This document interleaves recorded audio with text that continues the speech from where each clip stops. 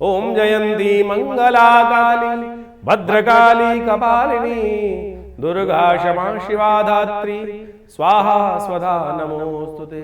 या देवी सर्वभूतेषु बुद्धिरूपेण संस्थिता नमस्तस्यै नमस्तस्यै नमस्तस्यै नमो नमः। नमस्कार, स्वागत है आपका आचार्य वाणी में। मैं आचार्य डॉक्टर विक्रमादित्य आपके साथ हूँ। आज का विषय हमारा तुला राशि वालों के लिए अप्रैल का जो आरंभ काल है वो ग्रहों का क्या खेल आपके लिए रचने वाला है। देखिए, ग्रहों की सूचना के माध्यम से समझ लें कि ग्रह नक्षत्रों का जो खेल है वो बड़ा विचित्र आपके लिए बनता दिखाई दे रहा है। और ये ग्रहों का जो खेल विशेष तौर पर अप्रैल के आरंभ काल में आपके लिए बना है। पंचायत लगी हुई है ग्रहों की, जो आपके छठे भाव शत्रु भाव में विशेष तौर पर ग्रहों का योग बना रही है। ऐसे में बहुत विशेष तौर पर योग आपके लिए है कि जिसका कहा जाता है ना कि एक खेल ऐसा हो कि हर खेल में कुछ, हर पत्ते के साथ कुछ ना कुछ नया एक शुगुफ्ता खुलता चला जा रहा है, नया कोई खेल होता चला जा रहा है। लेकिन ग्रह साथ साथ आपके लिए विजय के योग बनाते दिखाई दे रहे हैं। शत्रुओं को समाप्त करने का योग भी बनता दिखाई दे रहा है। आप समझें, बड़ी विचित्र प्रकार के ग्रहों का योग। सूर्य राजा, शनि महाराज पुत्र, दोनों का द्वंद्व वो छठे भाव में एक साथ, शुक्र और सूर्य वहां पर एक साथ, दोनों विपरीत स्थिति वाले ग्रह वो वहां पर विद्यमान है। साथ साथ एक मान के चले बुध भी वहां विद्यमान, राहु भी वहां विद्यमान। जो राहु इन समस्त ग्रहों को ग्रहण लगा देता है, अभी जैसे दो ग्रहण लगा के दिखाए राहु ने, ऐसे ही ग्रहों का योग आपके छठे भाव में लगा हुआ है। लेकिन ये योग आपके लिए खराब नहीं है, या ग्रह योग आपके लिए अच्छा ही बना हुआ है। ये ग्रह योग आपके लिए कहीं ना कहीं ग्रहों की स्थिति को अच्छा करता दिखाई दे रहा है। बस थोड़ा सावधानी के साथ काम करने की ज़रूरत है, क्योंकि कई बार क्या होता है, जब ग्रह अतिचारी होते हैं, बहुत तेज चल रहे होते हैं, तो कहीं ना कहीं थोड़ी सी गलती भारी पड़ सकती है। तो ऐसे में इस समय का लाभ लेने का आपको प्रयास करना चाहिए। ये 30-40 दिन जो है आरंभ के, मैं कहूँगा जब तक सूर्य और ये राहु और शनि का योग आपके लिए बनकर बैठा हुआ है, इसको भी खास तौर पर नोट करके रख लीजिए। बहुत अच्छा आपके लिए बनने वाला है। ये कई नई अपॉर्चुनिटीज़ को आपके लिए खोलकर तैयार बैठा है। तुला राशि वालों, खास तौर पे ध्यान रखने की ज़रूरत है आपके लिए। ये आप सिलसिलेवार तरीके से समझ लीजिए ग्रहों का योग आपके लिए क्या कुछ करेगा। सबसे पहले हम बात कर लेते हैं 1 तारीख की। 1 तारीख अप्रैल का महीना, अप्रैल का महीने में मंगलवार का अवसर बन रहा है। और ग्रह नक्षत्रों के दृष्टिकोण से इस वक्त मंगल जो है वो बहुत जल्दी आपके लिए थोड़े से नेगेटिव होने के योग बनाएंगे, क्योंकि आपकी राशि के दृष्टिकोण से राज्य भाव में जाकर सबसे कमज़ोर स्थिति में मंगल दोबारा होने जा रहे हैं। जो आज से करीब 3 महीने पहले थे, फिर दोबारा उसी स्थिति में आने वाले हैं। तो ऐसे में ध्यान रखने की ज़रूरत है। उसका उपाय करने का दिन आज ही है, क्योंकि 1 तारीख को मंगलवार और चतुर्थी का योग बन रहा है। देव योग से ऐसी स्थिति बनी है कि मंगल के नेगेटिव होने से पहले आपकी राशि के दृष्टिकोण से ये योग जो बनकर तैयार है वो आपको कहीं ना कहीं लाभ दे सकता है। अभी तो भाग्य में चल रहे हैं मंगल, और आप जाएंगे विशेष तौर पर। तो ऐसे में जो योग बना हुआ है मंगलवार और चतुर्थी, यानी अंगारक चतुर्थी का योग बना हुआ है, इस दिन विशेष तौर पर भगवान हनुमान जी की आराधना करें, हनुमान जी का पाठ करें, हनुमान जी को चोला चढ़ाएं, मंगल के मंत्र का जप करें। ओम क्रांग क्रीं क्रौंग स भौमाय नमः। इसको मंत्र को जप करके आपके लिए समस्त अनिष्ट को दूर करने का योग बन सकता है। नवरात्र का चतुर्थ अवसर है, भगवती कुष्मांडा की सुंदर आराधना करने का अवसर है। तो विशेष तौर पर भगवती का सुंदर आराधना अवश्य कीजिएगा। कल्याणकारी योग आपके लिए बन सकते हैं, लाभ के योग बन सकते हैं आपके लिए। और ऐसे में ये कहीं ना कहीं नई उम्मीद, नई हिम्मत वाले ग्रह बनते दिखाई दे रहे हैं। 2 तारीख का दिन विशेष तौर पर बुधवार का अवसर और पंचमी तिथि विद्यमान है। श्री पंचमी का सुंदर योग, गज केसरी योग आपकी राशि में बनकर तैयार हो गया है। और ये 2 दिन आपके लिए कुछ ना कुछ लाभ की स्थिति बना सकता है। लेकिन फिर भी आपका मन थोड़ा सा कहीं ना कहीं सांसारिक चक्र में थोड़ा परेशान होता दिखाई दे रहा है। संसार का चक्र स्वार्थी लोगों से भरा होता है, इस बात का ध्यान आपको करना चाहिए। और आप हैं तुला राशि वाले, आप हैं जस्टिस करने वाले, आप हैं न्याय करने वाले, और आपको चीज़ समझ में नहीं आती, घेल मेल पसंद आने वाला नहीं। ये संसार घेल मेल ही चलता है। यहाँ जो अच्छी अच्छी बातें करते हैं वो साइड हो जाते हैं। इस बात का ध्यान रखते हुए कार्य करना। खैर, आपके लिए 2 दिन का योग बड़ा अच्छा है। इसमें कोशिश ये करें, फालतू संसार की वियोग की बातें जो उनको छोड़ दीजिए, नहीं तो परेशान होंगे। भगवती की सुंदर आराधना करें। लाभ के दिन है, बृहस्पति और चंद्रमा दोनों आपके लिए सुंदर योग बनाते दिखाई दे रहे हैं। इनका लाभ लीजिए। चंद्रमा पूर्ण शक्ति में है। मन को बस फालतू कामों से हटाकर, संसार से विरक्ति से हटाकर संसार के कामों में लगाइए तो अच्छा रहेगा। भगवती की सुंदर आराधना करें। श्री पंचमी है और 5वां नवरात्रा है। स्कंद माता की सुंदर आराधना करके समस्त रूपों को लाभ लेते हुए कार्य करना चाहिए। माँ की असली स्वरूप है स्कंद माता का स्वरूप, मातृत्व का रूप, जो बच्चे को गोद में रखती है। ऐसा भगवती का दिव्य स्वरूप, किसी भी कष्ट से निवारण करने का माँ भगवती स्वरूप जो है ध्यान करने वाला है। 3 तारीख का दिन बुधवार बृहस्पतिवार का अवसर है, षष्ठी तिथि विद्यमान है और ग्रह नक्षत्र परिवर्तन का योग बनाएंगे, लेकिन दिन में आपके लिए बहुत सुंदर योग बना हुआ है। उसके बाद भी आपके लिए सही है, धर्म का भाव मन में रहेगा, जैसी आपकी प्रवृत्ति है वैसा कार्य होने के योग दिखाई देते हैं, लेकिन मंगल होने जा रहे हैं नीच के।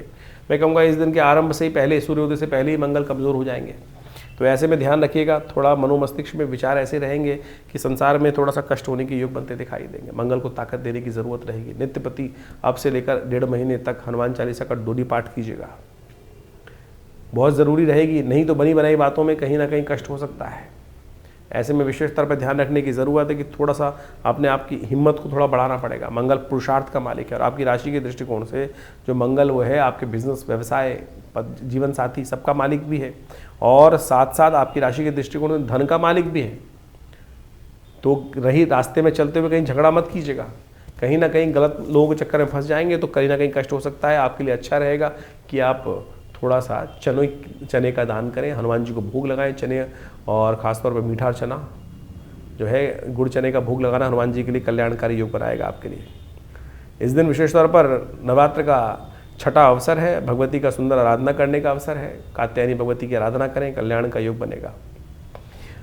4 तारीख शुक्रवार का अवसर, सप्तमी तिथि, कालरात्रि के सुंदर स्तवन करने का दिन। ग्रह नक्षत्रों के दृष्टिकोण से धर्म में आस्था रहेगी, मन धर्म कार्यों में लगा रहेगा और धर्म जहाँ रहता है वहाँ समस्त कल्याण के योग बनते हैं। ग्रह कैसे भी खराब हो, मन धर्म में जब लग जाता है तो बहुत सारे चीज़ों से अच्छा योग बनता दिखाई दे रहा है। कोई नया रास्ता आपको प्राप्त होने के योग बन सकते हैं, तो इस पर ऐसे ग्रह योग बन रहे हैं।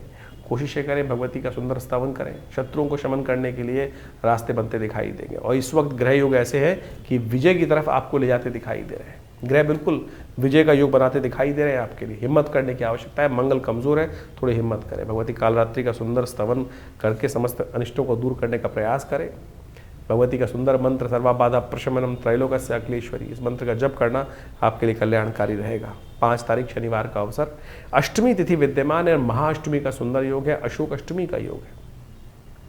और आपके गृह नक्षत्रों के दृष्टिकोण से इस वक्त जो है सांसारिक भावनाएं थोड़ी कष्ट दिखाई दे रही है, मन में बेकार का शोक चल रहा है, थोड़ा सा संसार से विरक्ति का भाव मन में कई बार आता होगा, क्योंकि ग्रह योग इस प्रकार के चल रहे हैं कि संसार के प्रपंच से कहीं ना कहीं पिछले करीब 8-10 महीनों से मन परेशान हो रहा है।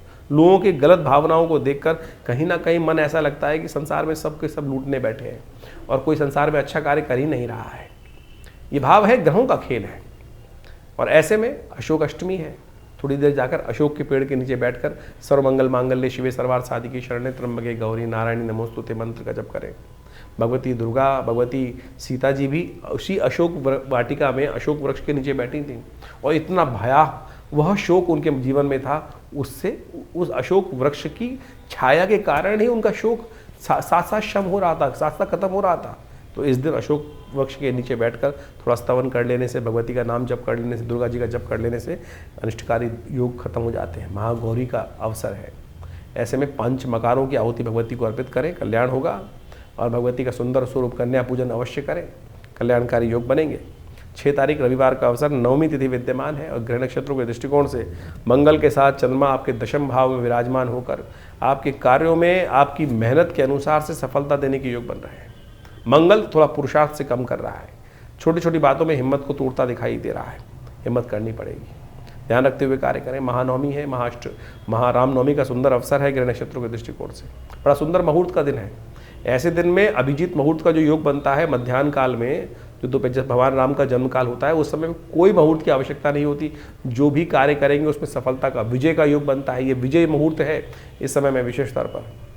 भगवान राम के आशीर्वाद से भगवान राम का जन्म काल जो है वो मध्याह्न का ही है और कर्क लग्न जब चल रही होती है उस समय भगवान का जन्म माना जाता है। ऐसे में तो विशेष तौर पर भगवान का सुंदर स्तवन करें। मध्याह्न समय में, दोपहर के समय, मध्याह्न काल में अभिजीत मुहूर्त में ऐसा योग बनेगा, यानी जो आपका सूर्य उदय हुआ है, सूर्य अस्त है, उसके समय को आधा कर कर करीब करीब सवा घड़ी पहले, सवा घड़ी बाद में, यानी करीब करीब 1 घंटा जो समय योग बन रहा है, करीब करीब 48 मिनट पहले, 48 मिनट बाद में योग बने, वो विशेष तौर पर अभिजीत मुहूर्त का समय रहेगा, उसका लाभ लीजिए, कल्याणकारी योग बनेगा आपके लिए।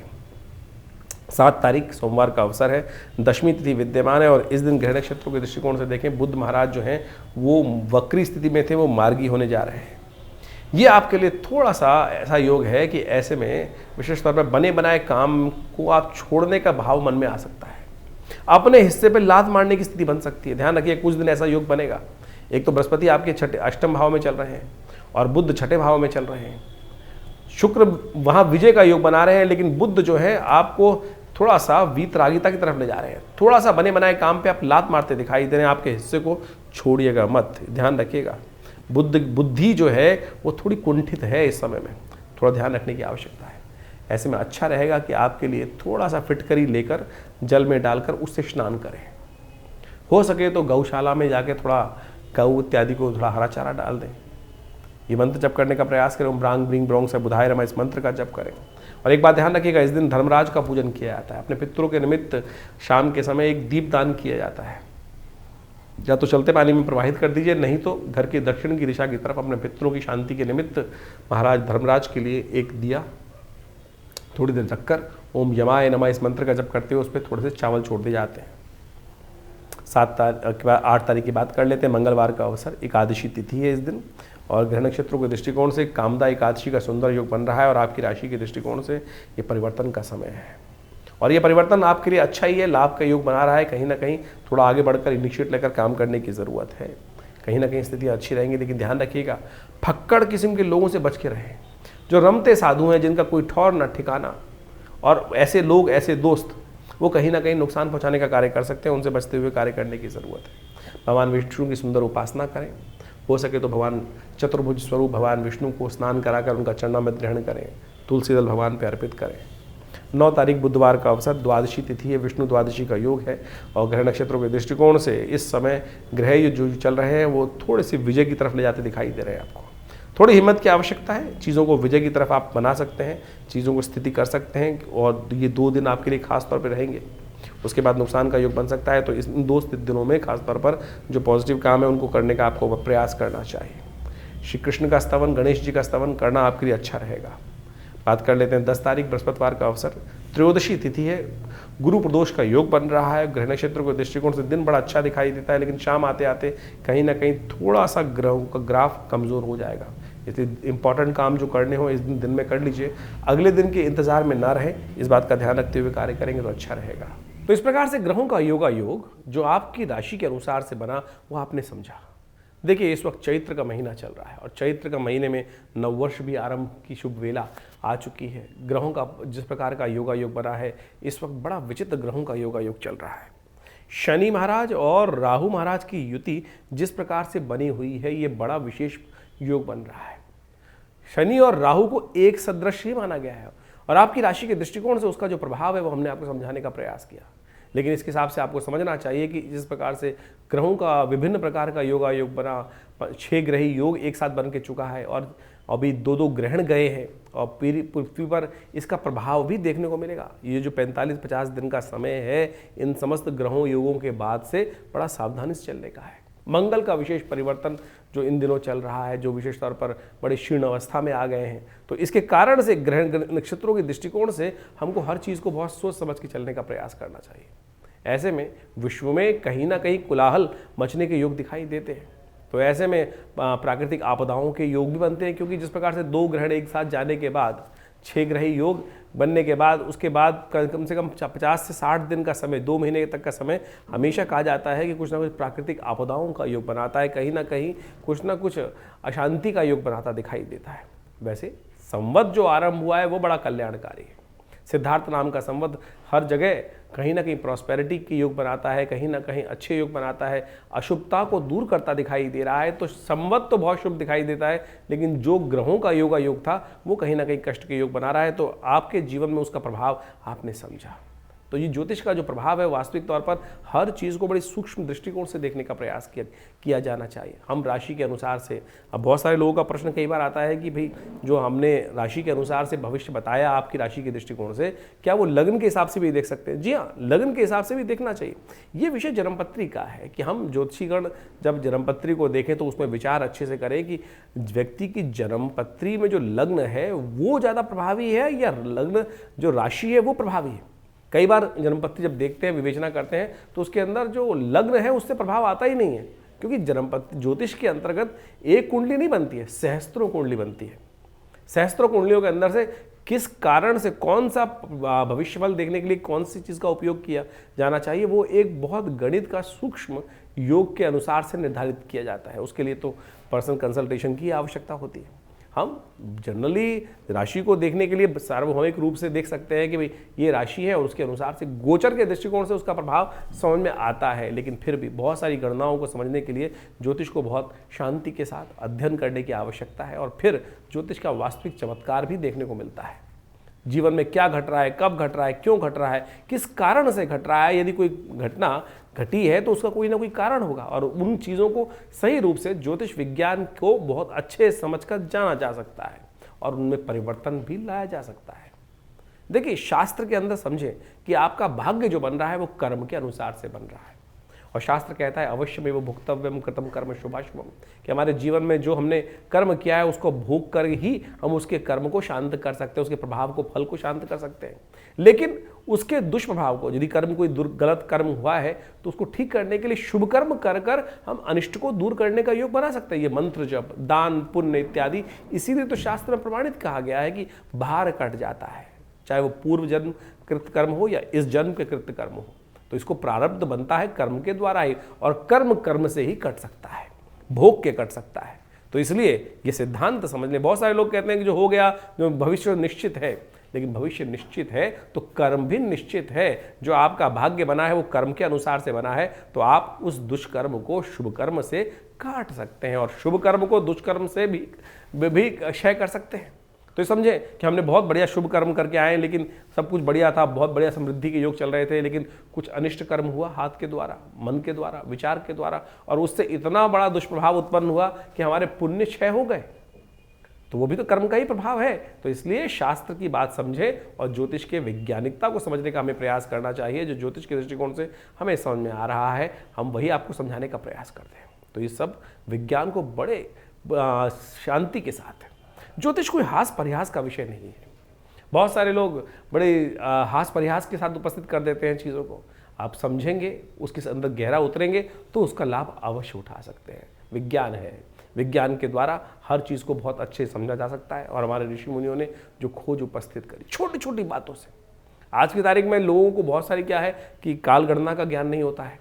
अरे एक एक ज्योतिष के अंदर जो आप एक समझें कि ग्रहों की गति को समझने की आवश्यकता है। अब सूर्य के हिसाब से राशि चलती है तो वो तो एक महीना रुकती है एक बार।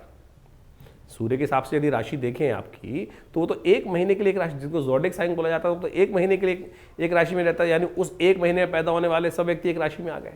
वहीं यदि चंद्र के हिसाब से राशि देखें तो चंद्र के हिसाब से करीब करीब 2 से ढाई दिन तक एक चंद्रमा एक ही राशि में रहता है, तो यानी 2-2.5 दिन में सारे लोग एक राशि में आ गए।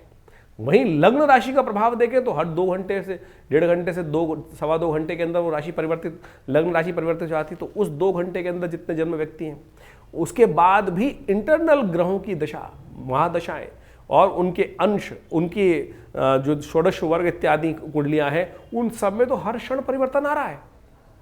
तो इनको बहुत चिंतन, बहुत ज्ञान के साथ, शांति के साथ, शालीनता के साथ इन सब चीज़ों को समझा जा सकता है और जब हम उनको गहन अध्ययन करते हैं तो बहुत सारी चीज़ों को सही समझ पाते हैं। तो इसलिए आपके लिए ज्योतिष को बहुत अच्छे से समझना बहुत ज़रूरी है। तो यहाँ पर तो हम जो आपके जीवन में घटने वाली घटनाओं को आप समझाने का प्रयास करें, बड़ा व्यापक है, बहुत ब्रॉडर कैटेगरी के अंदर आता है। कोशिश करें अपनी जन्मपत्री को सही से अध्ययन करें और समय समय पर अध्ययन कराएं, क्योंकि ग्रहों का परिवर्तन हर क्षण होता है। इस संसार के अंदर कुछ भी चीज शाश्वत नहीं है, हर चीज परिवर्तनशील है, हर क्षण बदल रहा है, हर क्षण कुछ ना कुछ परिवर्तन आ रहा है। आज सब कुछ बढ़िया चल रहा है, आपके मन में कुछ विचार आया और उस विचार को आने से क्या हुआ, कुछ गलत कर्म हो गया। अच्छा था तो अच्छा कर्म हो गया, पुण्य जाग गए। आप सोचे कि आपके मनोभाव में अभी आया कि किसी व्यक्ति की बड़ी दारुण स्थिति को देखकर मन में आया कुछ दान कर देता हूं, दान कर दिया आपने, तो उसका प्रभाव वो हो गया ना कहीं वो दुष्कर्म था, वो नेगेटिव हो गया। और यदि आपने कुछ अशुभ कर दिया किसी का, तो वो शुभ कर्म के अकाउंट में से डेबिट क्रेडिट इसी प्रकार चलता रहता है और इसी कारण से भाग्य बनता रहता है। हमारे पास बहुत अच्छे लोग, करीब बहुत सालों हो गए जन्मपत्री देखते हुए, पिताजी के साथ करीब काफ़ी जब उनके साथ जन्मपत्रियाँ देखते देखते बाल्यकाल से ही 10 साल की 5 साल की उम्र से इन सब विज्ञान के अंदर बैठना हुआ पिताजी के साथ और उसके बाद हर चीज़ को देखा अजीब अजीब प्रकार की कुंडलियां आई जीवन में और बहुत चमत्कारी प्रभाव। ऐसी ऐसी कुंडलियां हमने देखने को मिली कि जिसके अंदर बिल्कुल साफ साफ योग दिखाई दे रहे थे, तो इसके साथ कुछ अच्छा होने वाला नहीं है, लेकिन जब कुंडली में देखा तो अच्छा हो रहा है। और जब उसके जीवन में झांक कर देखा तो कारण समझ में आया कि प्रभु की भक्ति के द्वारा, प्रभु भक्ति के द्वारा कैसा ही भयंकर से भयंकर कुंडली में दरिद्र योग हो, कष्ट देने वाला योग हो, अनिष्टकारी योग हो, वो प्रभु के भजन से कट सकता है। जी हाँ, प्रभु के भजन से कट सकता है, ये सत्य मानिए। और ये योग, और जिसके जीवन में बहुत अच्छे अच्छे ग्रह चल रहे थे, एक व्यक्ति हमारे पास कुंडली देखने को मिली कि इतने बढ़िया ग्रह योग लेके बैठा है लेकिन कुछ हो ही नहीं रहा है। उसकी कुंडली में एक योग था जिस प्रकार से मंगल का बड़ा विचित्र प्रकार का योग था, और जब उससे उसके जीवन में झांक कर देखा कि ये ग्रह काम क्यों नहीं कर रहे हैं, तो उसकी कुंडली में दोष था पितृदोष। पिता का सम्मान ही नहीं था, माता पिता का सम्मान ही नहीं होता था, रोज माता पिता के साथ झगड़ा हो रहा है और उसके कारण से पिता रुष्ट रहते थे। हमने देखा उसके कारण से सारा भाग्य सो गया, और वही एक कारण है। तो ये सब चीजें देखने की आवश्यकता है। कर्म कहाँ हो रहा है, किस प्रकार से कर्म हो रहा है, और यदि उन कर्मों को, सिद्धांत को ज्योतिष के सदगुरु की आज्ञा से आप समझ लें। हम तो लगे हैं ज्योतिष के दृष्टिकोण से उपाय करने के लिए, केवल अंगूठे पहनाने के लिए। लोग अंगूठे पहनाए जा रहे हैं, कोई तेल चढ़वाया जा रहा है, कोई कुछ और किए जा रहा है, लेकिन ज्योतिष के अंदर बहुत सारे सूक्ष्म विज्ञान के अनुसार से एक एक चीज को अध्ययन करने की आवश्यकता है। आज ज्योतिष में हो क्या गया है कि हर कोई ज्योतिष के अंदर कुछ बेचने के लिए आ रहा है। कोई रुद्राक्ष बेचे चले जा रहे हैं, कोई 1 मुखी, कोई 7 मुखी, कोई 8 मुखी, और लोग पहने जा रहे हैं और फिर कहते हैं कोई प्रभाव नहीं हो रहा है। अरे ज्योतिष को समझने के लिए प्रत्यक्ष रूप से ग्रहों का योगा योग समझो, ग्रहों के योगा योग को समझो, प्रभाव क्या है उसको समझो, फिर परिवर्तन लाने का प्रयास करो। ऐसा नहीं है कि रत्न परिवर्तन नहीं लाते, बिल्कुल लाते हैं। रुद्राक्ष परिवर्तन नहीं लाते, बिल्कुल लाते हैं। यज्ञ इत्यादि, मंत्र इत्यादि, दान इत्यादि, पुण्य इत्यादि सब परिवर्तन लाते हैं, लेकिन किस कारण से, कैसे होगा, कब होगा, किसके लिए कौन सा मार्ग सुगम है, किसके लिए कौन सा मार्ग दुर्गम है, किसको किस मार्ग पे जाना चाहिए। देखिए हर क्षेत्र के अंदर अच्छे और खराब स्थितियां बहुत व्यापक से बढ़ जाती हैं। तो हम इस बात को आपके समक्ष इसलिए रख रहे हैं कि अपनी विवेक को सही से उपस्थित कर कर, हर चीज़ को चिंतन कर कर तब समझने का प्रयास करें। ज्योतिष के अंदर, बड़ी शास्त्र के अंदर, अध्यात्म के अंदर कहीं कोई ऐसी बात नहीं बताएगी कि लाखों रुपए खर्च करने से ही कर्म शुभ किया जा सकता है। केवल मन से भी, सोचने से, विचार करने से भी कर्म शुभ कर लिया जाता है। 1 सेकंड में शुभ सोचा हुआ कर्म आपके जीवन में कष्टों का निवारण करने का मार्ग खोल सकता है। और नहीं, अगर बुरा सोच रहे हो तो बुराई घटने के योग बन सकते हैं। उपनिषद, वेद इत्यादि जो ग्रंथ है, पुराण इत्यादि ग्रंथ है, इन्हीं कथाओं के माध्यम से आपको हर चीज़ समझाने का प्रयास करते हैं। समय समय पर हम आपके समक्ष वो सारी बातें रखते ही हैं। तो अभी तो चैत्र के आरंभ में बहुत सुंदर योग बना हुआ है। कर्म करने का तरीका क्या है, भगवती की आराधना, नवरात्र का सुंदर योग चल रहा है आश्रम पे। इन पूरे नवरात्रों में सुंदर यज्ञ रहेगा, सुंदर की व्यवस्था है। माँ भगवती दुर्गा सप्तशती के नित्य प्रति यज्ञ चल रहे हैं और वो नवरात्र के पूरे महीने चलेंगे, और उसमें आप आके स्वयं बैठिए, माँ भगवती का दर्शन कीजिए। जो ये 1947 में मुल्तान से, भगवती का पाकिस्तान से इतना चमत्कारी शिव विग्रह आया, आश्रम पर प्रतिष्ठित है, उनका दर्शन कर लेने मात्र से भगवती की कृपा प्राप्त हो जाती है, और हजारों लोगों ने उनका अनुभव किया है। आप भी आइए विवेकानंद योगाश्रम में इस दर्शन यज्ञ के अवसर पर, जो यज्ञ नित्य प्रति शाम को चलता है करीब करीब 6 बजे से लेकर रात्रि में 8 बजे तक, उसमें आप आएंगे, यज्ञ में बैठेंगे तो माँ भगवती का सुंदर आशीर्वाद मिलेगा। और उसकी व्यवस्थाएं जानने के लिए आप फ़ोन पे संपर्क साध सकते हैं। इसके अलावा अभी बहुत जल्दी महावीर जयंती आ रही है, हनुमान जी के सुंदर यज्ञ की पूजा पाठ रहेगा, तो आप उसमें बैठकर सुंदर रूप से भगवान की कृपा प्राप्त करने के लिए सिद्ध मनोकामना सिद्धि मंदिर में हनुमान जी के सानिध्य में बैठकर बहुत सारे कर्म इत्यादि, यज्ञ इत्यादि चलते रहते हैं। हमारे आश्रम पर नित्य 8 घंटे यज्ञ चलता है, और भारतीय संस्कृति में यज्ञ प्रधान संस्कृति कही गई है। हम दान करने जाते हैं किसी को, पता नहीं वो व्यक्ति दान का अधिकारी है कि नहीं है। आपने दिया दान और उसने कुछ उल्टा सीधा कर्म कर लिया, शराब पी ली, कुछ और कर लिया, तो फिर वो दान तो व्यर्थ चला गया।